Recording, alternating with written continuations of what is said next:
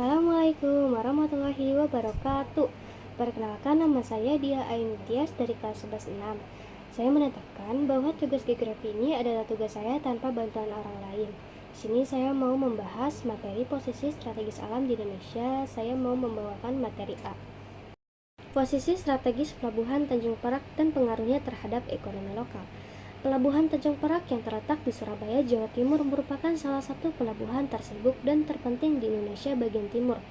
Letaknya yang strategis di tengah-tengah kepulauan Indonesia menjadikan pelabuhan ini sebagai penghubung utama antara kawasan barat dan kawasan strategis di tengah-tengah kepulauan Indonesia yang menjadikan pelabuhan ini sebagai penghubung utama antara kawasan barat dan kawasan timur di Indonesia.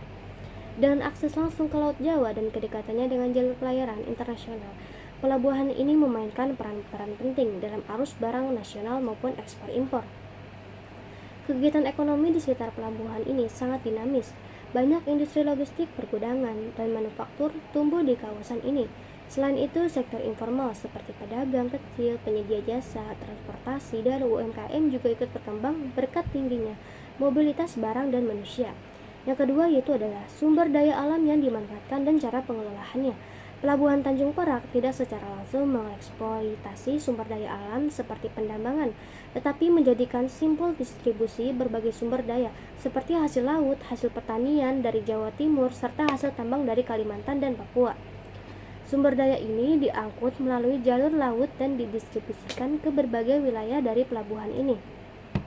Pengelolaan dilakukan oleh PT Pelindo Pelabuhan Indonesia, BUMN, yang bertanggung jawab atas pengoperasian pelabuhan, modernisasi pelabuhan melalui digitalisasi layanan, pengembangan terminal kontainer, dan peningkatan kapasitas dermaga terus dilakukan untuk meningkatkan efisiensi.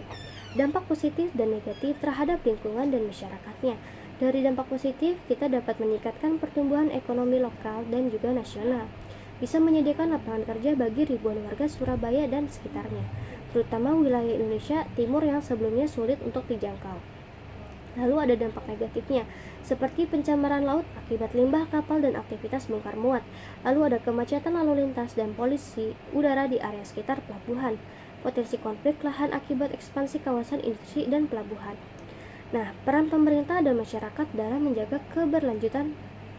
Ya, pertama itu ada pemerintah pusat dan daerah memiliki peran penting dalam pengawasan aktivitas pelabuhan agar tetap lingkungan seperti menerapkan standar emisi kapal, sistem manajemen limbah pelabuhan agar tetap ramah lingkungan, serta menerapkan pembangunan infrastruktur hijau. Masyarakat dan LSM lingkungan juga berperan dalam melakukan advokasi dan pengawasan, serta mendorong program pelestarian ekosistem pesisir di beberapa wilayah. Telah terbentuk kelompok masyarakat yang melakukan penanaman mangrove untuk menjaga kualitas lingkungan laut di sekitar pelabuhan. Solusi bijak saya, menurut saya, keberadaan Pelabuhan Tanjung Perak harus terus dikembangkan karena peran strategisnya sangat penting dalam menggerakkan roda perekonomian nasional. Namun, pengelolaan pelabuhan perlu dilakukan secara berkelanjutan dan ramah lingkungan. Langkah-langkah bijak yang bisa kita lakukan itu dengan melibatkan masyarakat lokal dalam perencanaan dan pengawasan agar pembangunan pelabuhan juga memperhatikan kepentingan sosial dan budaya masyarakat pesisir. Lalu bisa menerapkan Green Port Concept, yaitu konsep pelabuhan hijau yang meminimalkan emisi karbon, menggunakan energi terbarukan dan mengelola limbah secara efektif.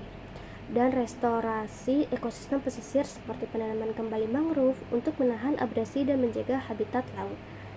Sekian dari video saya, maaf jika ada kata-kata yang berkenan. Wassalamualaikum warahmatullahi wabarakatuh.